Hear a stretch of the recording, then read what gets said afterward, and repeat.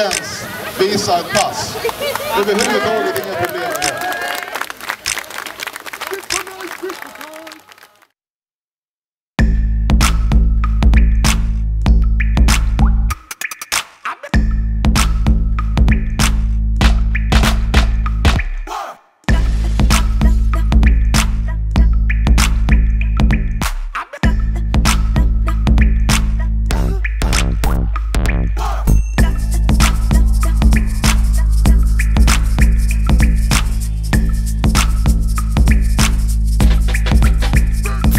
Fattar ni vad sjukt det är att idag när vi hade en konsert,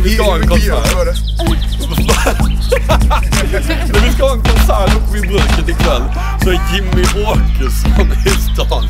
Hur stor är sannolikheten att han ska komma och försöka yttra sig här? Det kommer ingen från vänster, det kommer ingen från höger om de agerar över rimlighetens gränser.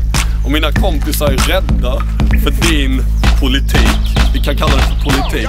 Då tycker jag det liknar lite väl mycket Tysklands demokrati på 30-talet, slutet av 30-talet. Och det är bara inte rimligt för mig. Det är inte rimligt för mig. Och då är det helt orimligt att bemöta din orimlighet med något rimligt. Det är bara så det är så det alltid kommer att vara.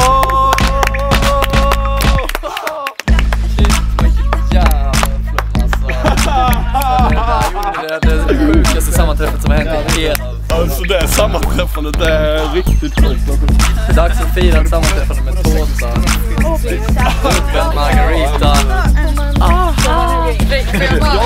det var köra.